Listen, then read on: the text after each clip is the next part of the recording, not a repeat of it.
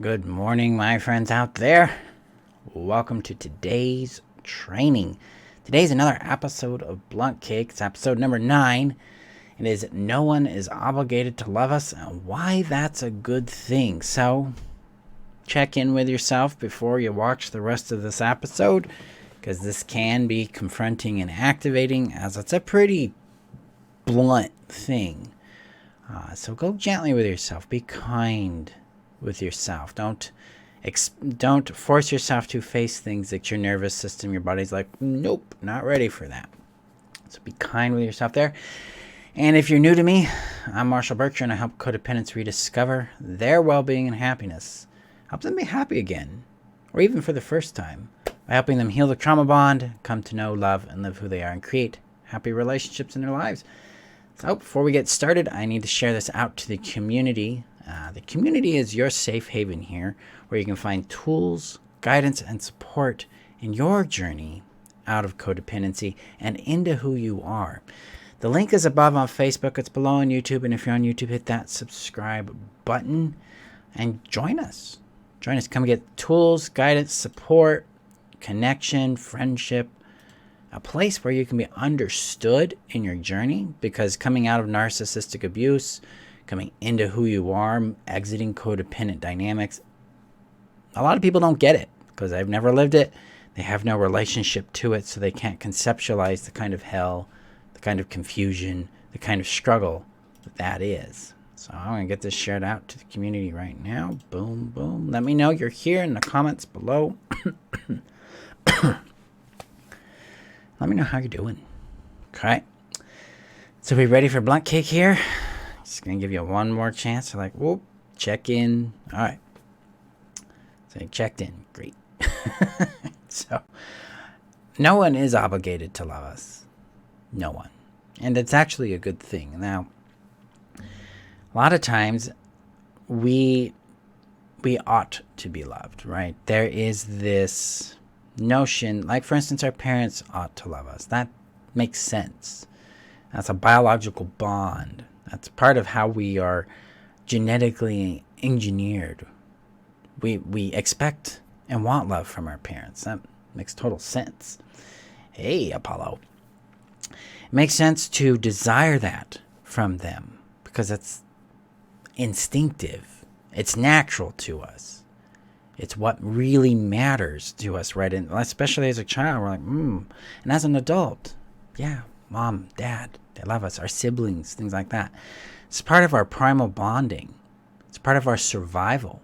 It's part of the matrix in our DNA that keeps us alive, especially when we are truly dependent on them for our survival. And this creates what I call attachment or child-level attachment bonds, which is where the child is dependent on the parent for their safety, for their comfort and nurture, and for their ability to discover, for the safety in which to go out and discover who they are, to define themselves in the world, and to understand themselves.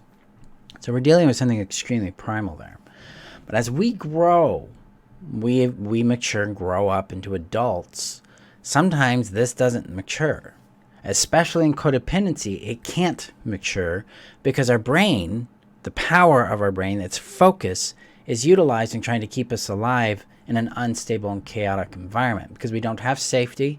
We're not getting reliable nurture and care. We're probably getting a little intermittent reinforcement with that. And to discover ourselves, to go out and do things, and to find ourselves, and to step out there, it's extremely scary because what is mom and dad going to do? How am I going to be punished for being who I am? How am I going to be attacked for it? How am I going to be discarded for it? Am I going to be ignored? Am I going to be harassed? See, this creates a hostile environment so the child can't grow. The brain's got only so much capacity, and it goes, okay, well, my first priority is to keep us alive, so we're going to focus on fawning. We're going to focus on pleasing. We're going to focus on not rocking the boat, being invisible, rather than investing in this creative discovery and exploration of who we are, who we want to be, and what the world is and how we work with it. And because of that, the attachment, the child level attachment bonds don't mature. They don't grow into adult bonds where we have autonomy, we've developed interdependence with other individuals and beings, and we haven't developed our capacities. Instead, we're stuck in this quasi, half mixture, half thing. It's really difficult for us to navigate, to understand who we are, because we're enmeshed and blended with others. And our sense of what love is blended with that. We think that people ought to love us, that they're obligated to love us. Someone that we have feelings for, they should love us too. The person we're in a relationship with should love us too. The shoulds. And we should love them. This idea of obligation is built on a premise of entitlement. And entitlement comes from immaturity. It comes from the idea that someone else is obligated to meet us in a certain way because we are entitled. We have a right to the thing that they possess. And in this instance, it's their love. And when we get really blended with someone this way, we've made them responsible for our sense of value, our sense of worth, our sense of lovability, a lot of times our sense of person. And so when someone decides that they're going to leave the relationship or they're done, we go into huge distress because now we're losing our identity, we're losing our orientation to ourselves, we're losing orientation to the world, to our value. So we feel really good at and we're like, who am I now? What happens to me now? Why won't they love me? This kind of thinking starts to emerge in us. And the real blunt cake here is no one's obligated to love us. Because real relationship and real love is actually predicated on consent. It's something someone chooses to do. It's something that we choose to do. And we don't choose it. If we're coming from the healthy, self-respecting aspect of self, we choose to love because it's something we want to give. We're not doing it in hopes that they'll reciprocate it. It's something that's alive within us that we desire to contribute and share with them. And this is why it's good. Because real love has to be free. It has to be free to make its own choices. It has to come from a independent, consensual space for it to actually be effectively real in our lives. And think about it. If we feel like someone's obligated to love us, there can be a lot of pressure, a lot of shame, a lot of fixation or paranoia around trying to control this person, trying to get them to be a certain way. We try to control them, keep them. We're not in a safe space at all when we feel like someone's obligated to love us or people are obligated to love us. We walk around the world going, why isn't this happening? What's wrong with me? What's wrong with them? When we move into the consent aspect of relating, the whole world opens up because it's like, oh, this person's choosing to share this with me. This is something they are freely offering. What a gift. What a privilege. It's a demonstration of how they regard us as a person. It's a demonstration of their vulnerability and of their preciousness being shared with us. And that allows us to start looking at ourselves in the same light. It's like, I'm precious. I have beautiful, delicious love to share. Sorry about that. To share with others. And I want to. And now it comes into the place of, well, who's it safe to share with? Who lines up? Who would want to receive my love? And who do I want to receive love with? And this is where we get into mutual relationships and understanding. This is where we get into connection. This is where we build relationships based on consent and privilege. So Robin says, they are my safety. They are not they are not your safety. Correct. The other person doesn't create your safety. They don't create your value. Being loved doesn't make you lovable. Being loved is that someone is sharing their love with you. That's it. Your lovability is sacred. It isn't contingent or connected to or dependent on someone else loving you. It's something that is contingent on your innate value, which is sovereign within you. It's built into you.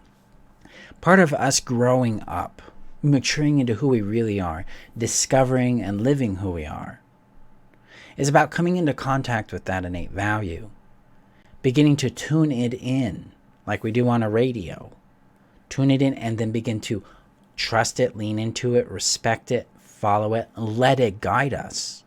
Because then this is the real love within us, contributing and nurturing us. And then that creates a surplus that we can then share with others. So we're not giving up a part of ourselves. We're not harming or sacrificing in something within ourselves to love. Instead, we are sharing our excess, our abundance. And we're doing that consensually because we're free.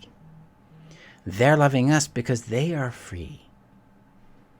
So this creates connection. It creates genuine intimacy.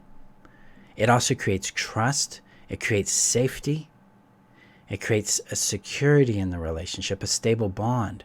Because now there isn't a pressure. There isn't a should, a must, a have to, a won't, or a can't on this. There's no obligation. And then we get to learn who they are and who we are in the dance of relationship. It's a very organic experience that's attuned to the presence of the person and to the present moment in which you're in. Because there's one thing we do, regardless of codependency or not, we get into a relationship and then we get into a mode, we get into a role. And we lose contact with the person. We lose contact with ourselves. We lose contact with the relationship. And we're just out there doing our act. Doing this, being the boyfriend, or being the girlfriend, being the thing. We're not attuned. We're not present.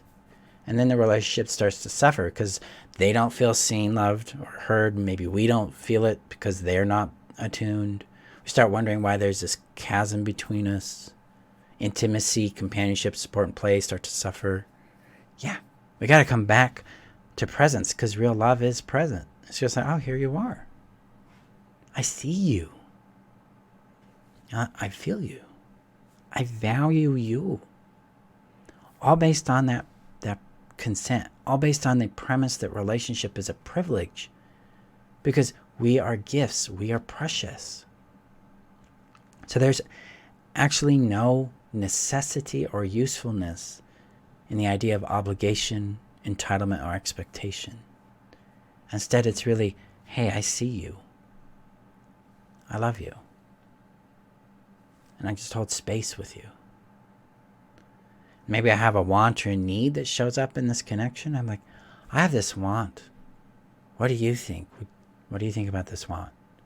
I'd want to do this with you or have this with you. What do you think? And they're like, yeah. Or sometimes they may like, maybe not right now, or I can't give that to you. And guess what? We hold that in space too. We honor that. Because when someone says they can't do it, it's not something they can offer.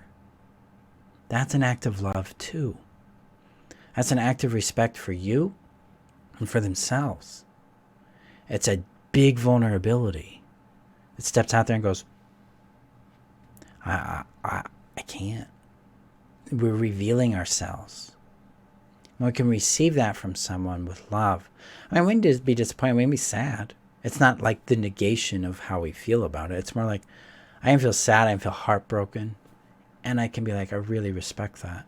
I'm sad. That sucks. And thank you for loving me and loving you. That much to say no.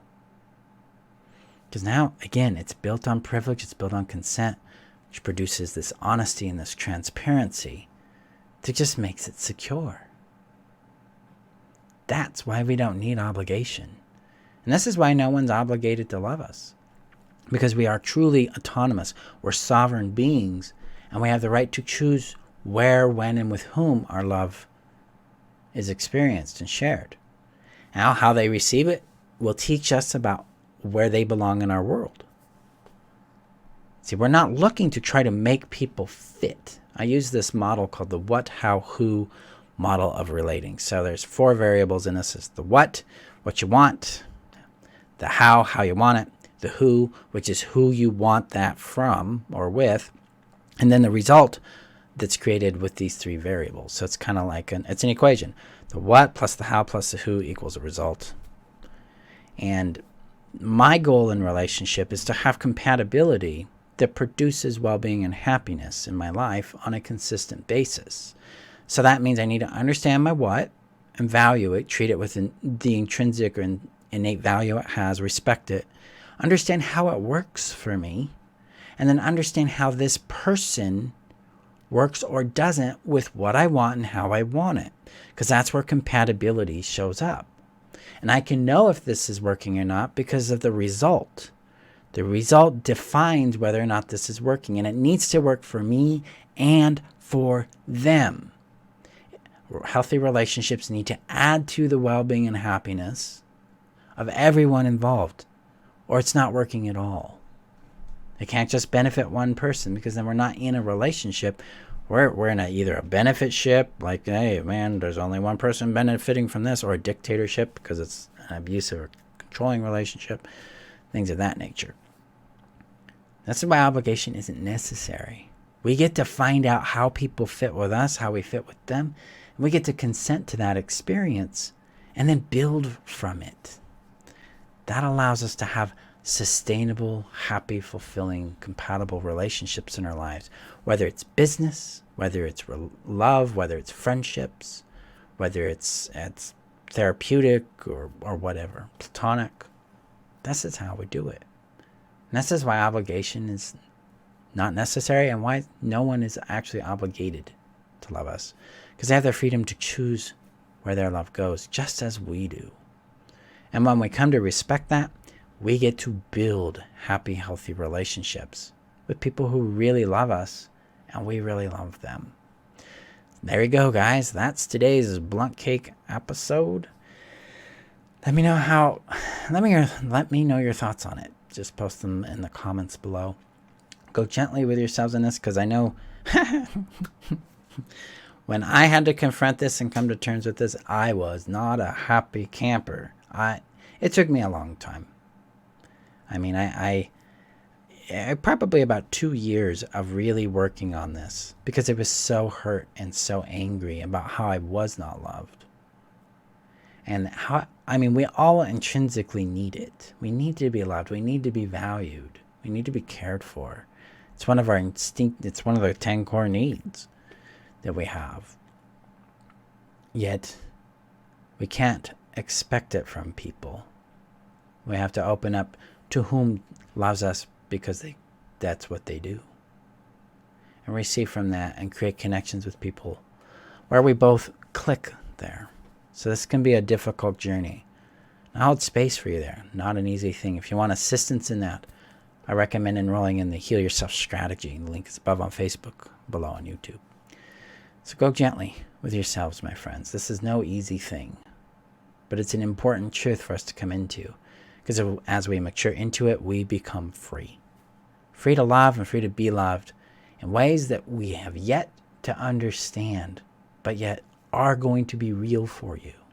So there you go. Remember that you're worth knowing, loving, and keeping, and I will see you guys in our next training video. Have a good day. Bye-bye.